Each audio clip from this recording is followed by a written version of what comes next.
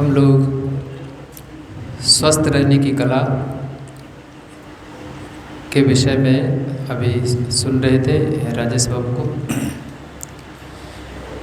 हम इस पे जितना ज़्यादा ध्यान देंगे, जितना ज़्यादा इसको इम्प्लीमेंट करेंगे अपने लाइफ में, उतनी अच्छी बात होगी। क्योंकि पहली ज़रूरत है अपने आप को हेल्दी रखना। हम लोगों ने पहले भी सुना है महापुरुषों से, healthy mind resides in healthy body.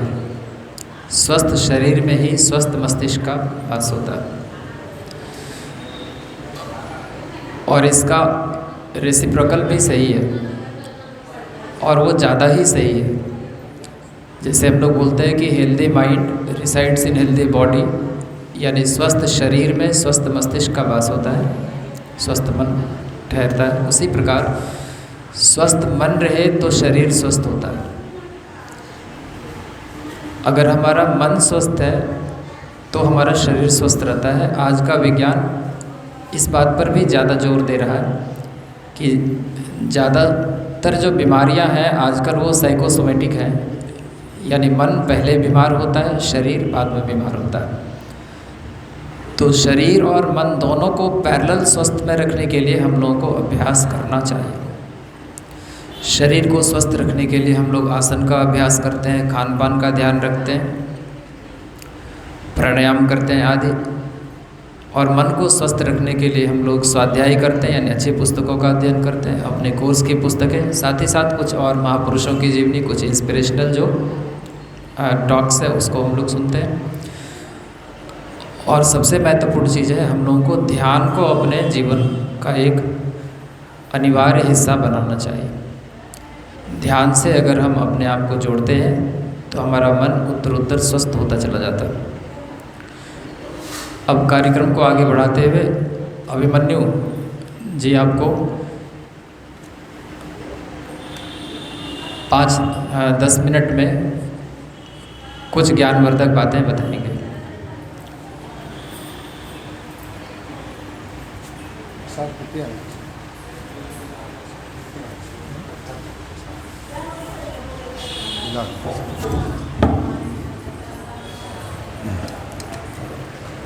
Hariom.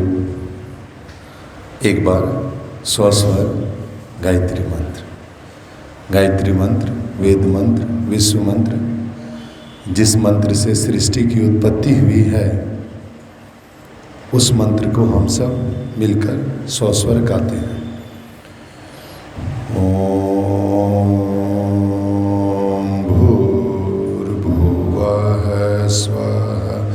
तत्सवितुर्वरेण्यं भर्गो देवस्य धीमहि धियो यो नः प्रचोदयात्।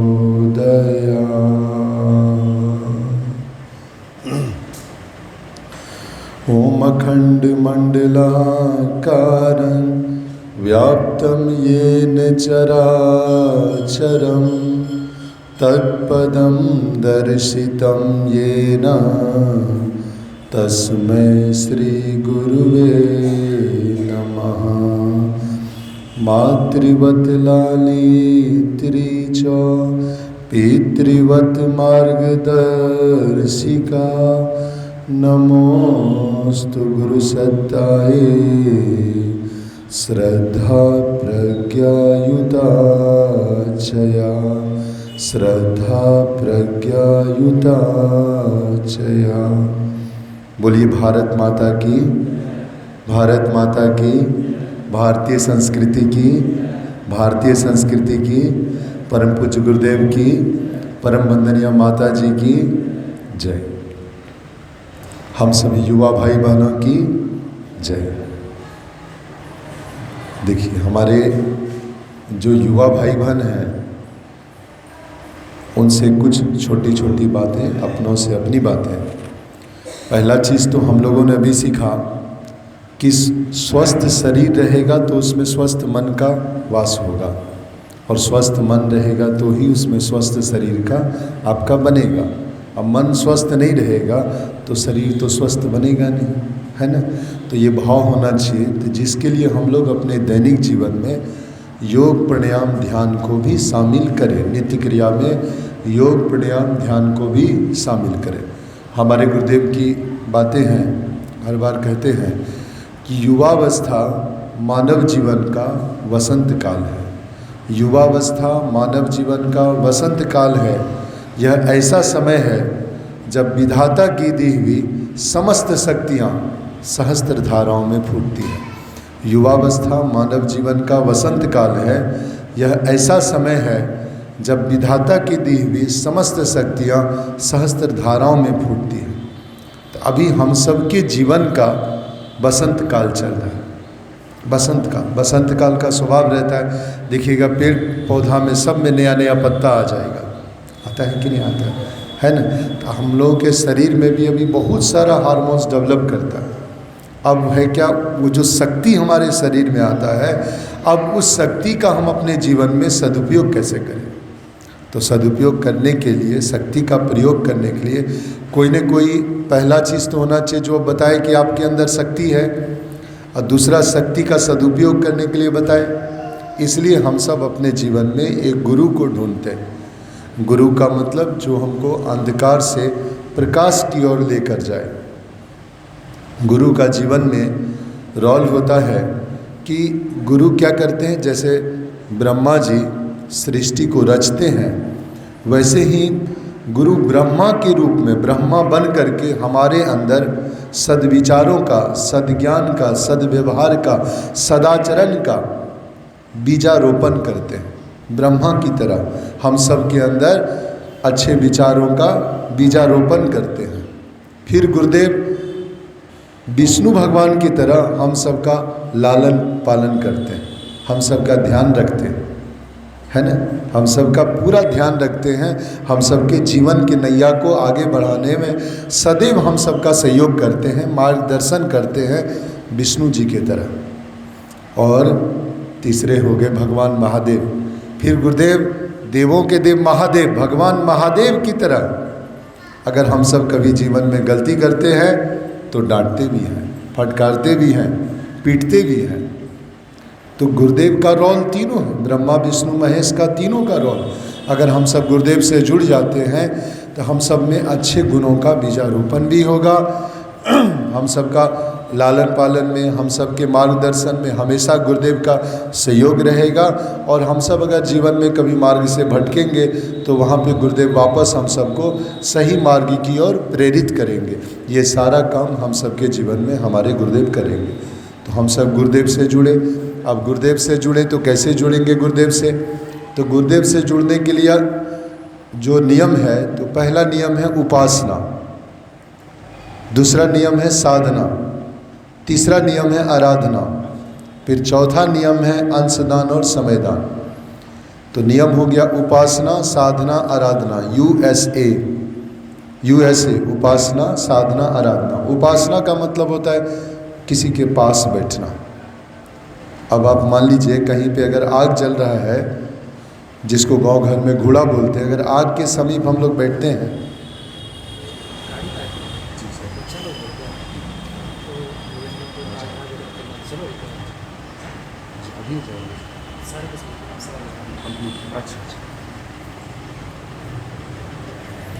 देखिए, तो पहला हमने कहा कि जुड़ने का नियम है यूएसए उपासना, साधना, आराधना। पहले ये तीन बात को समझते हैं, उपासना, साधना, आराधना। कोई भी गुरु से जुड़ने का, भगवान से जुड़ने का ये नियम होता है। हम कैसे जुड़ेंगे? अब हम अचानक से चले गए तो हम नहीं जुड़ जाएंगे।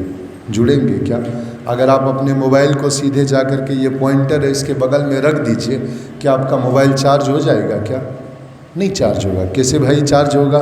उसमें आपको लगाना पड़ेगा, एडाप्टर लगाना पड़ेगा, जो चार्जर है उसको कनेक्ट करना होगा, स्विच देना होगा, कुछ देर मोबाइल को वहाँ पे छोड़ना होगा, तब जाके हमारा मोबाइल चार्ज होगा। ऐसे तो मोबाइल चार्ज नहीं होगा भाई, चार्ज होगा क्या?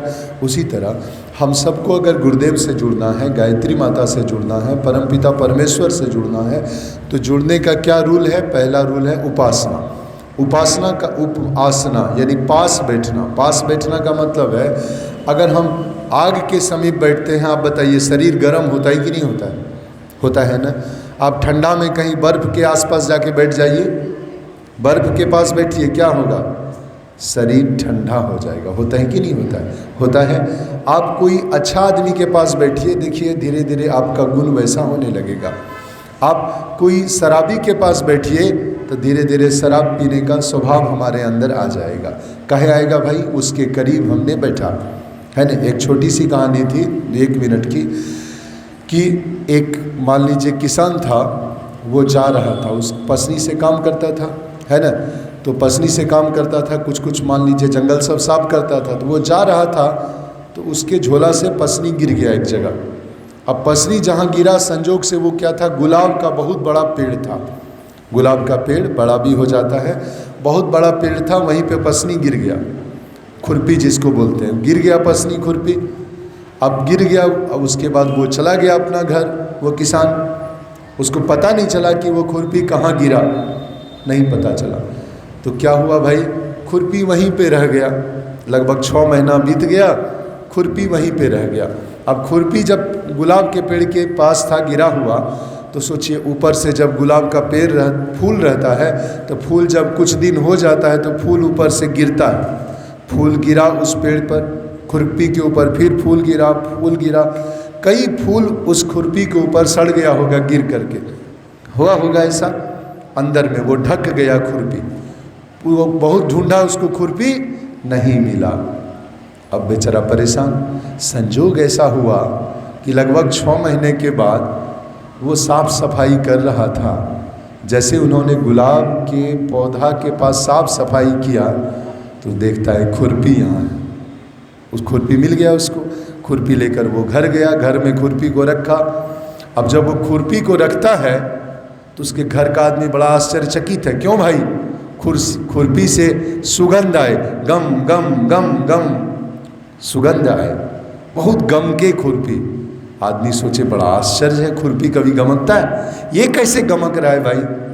तो बहुत सोचा, उसको फिर सूंघ के देखा, पूरा गुलाब के जैसे गम गम करे। तो बाद में उनको पता चला कि गुलाब के पेड़ के नीचे जो खुरपी रखा हुआ था, इसके ऊपर कई गुलाब फूल आके गिरा, गुलाब फूल के संगति में ये आ गया तो ये भी गमकने लगा।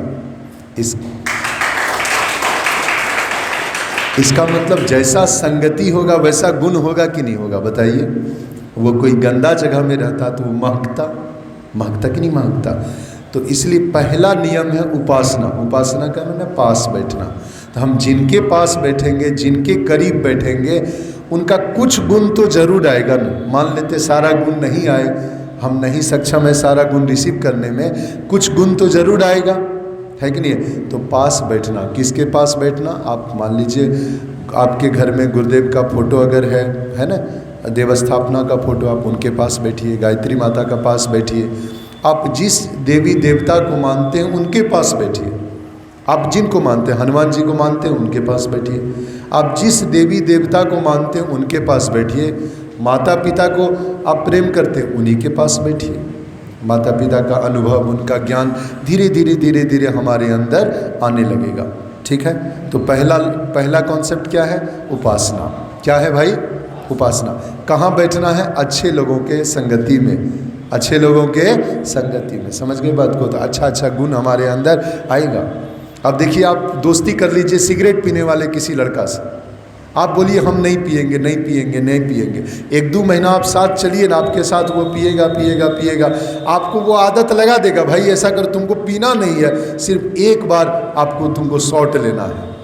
अरे भाई, जब एक बार लेंगे तो दूसरा बार भी ले सकते हैं, स्वभाव जाएगा, है कि नहीं है? ये बात है। इसका मतलब है प्रयास करना है हमेशा अच्छे संगति में रहने का। ये पहला चीज़ है उपासना। दूसरा का मतलब हो गया साधना। अब साधना का मतलब है अपने आप को भी साधना, अपने पात्रता को विकसित करना, अपने पात्रता को विकसित करना। समझ गए?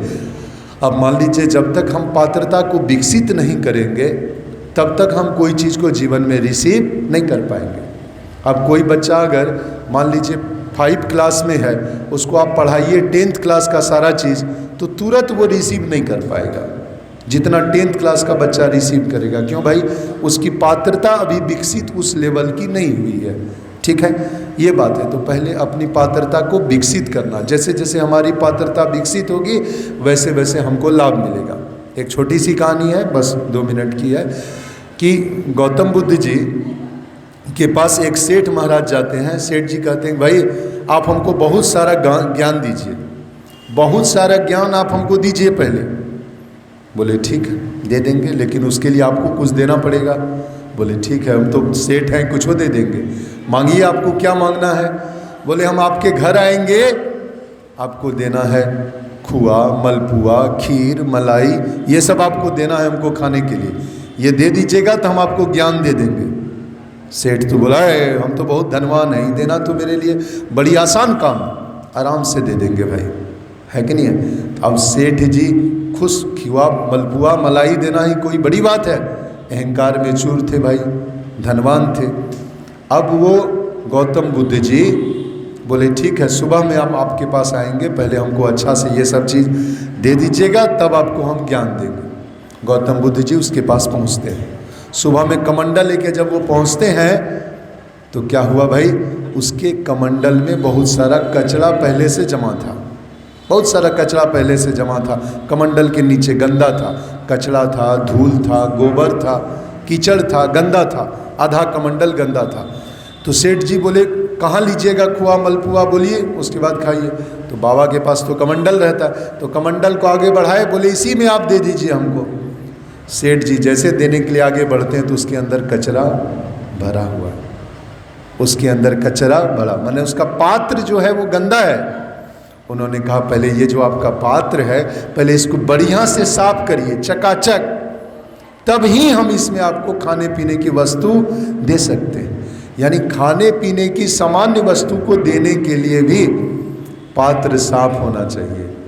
तो ज्ञान जैसे विशेष चीज़ को प्राप्त करने के लिए हमारी पात्रता किस स्तर की होनी चाहिए तो उन्होंने कहा कि तब आप जो उस विशेष ज्ञान को प्राप्त करना चाहते हैं पहले उसके लिए आपको अपनी पात्रता को बढ़ाना होगा, है अपने शरीर को साधना होगा, है कि नहीं है। यानी साधने का मतलब हमको अपने खान पान पे भी नियंत्रण करना होगा, आचार विचार पे भी नियंत्रण करना होगा, वाणी को भी संयमित करना होगा, है कि नहीं है, समझ गए।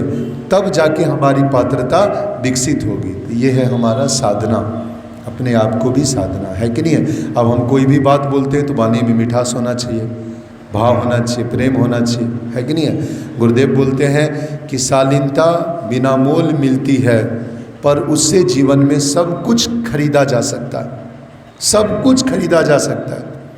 उसी को कबीरदास जी ने कहा कि मीठी वाणी बोलिए मन का आपा खोए, औरन को शीतल करे आपों शीतल होए, है ना। उसी को कई लोगों ने कहा कि जैसा खाए अन्न वैसा होगा मन, और जैसे पिए पानी वैसी होगी वाणी, ये भाव है, ठीक है। तो हमारी साधना भी करना होगा, पहला उपासना, दूसरा अपने आप को साधना, तीसरा हो गया आराधना। आराधना का मतलब क्या भाई, आप जिस परमपिता परमेश्वर को मानते हैं, गायत्री मंत्र माता को मानते हैं, गुरुदेव को मानते हैं, अपने माता पिता को मानते हैं, उसका आराधना भी करना, ठीक है, समझ गए। आपने सुना होगा बिना स्वाध्याय शयन नहीं, आप बिना भोजन नहीं। तो हम सबको प्रयास करना चाहिए कि हमारे जीवन में ये तीनों चीज़ आए, उपासना, साधना, आराधना, ठीक है। अब हम लोग विशेष वीडियो क्लिप देखेंगे हमारे भाई के द्वारा, युवा प्रकोष्ठ के वरिष्ठ भाई के द्वारा, और अपने जीवन में उसको आत्मसात करेंगे, ठीक है, ठीक है। बहुत बहुत धन्यवाद।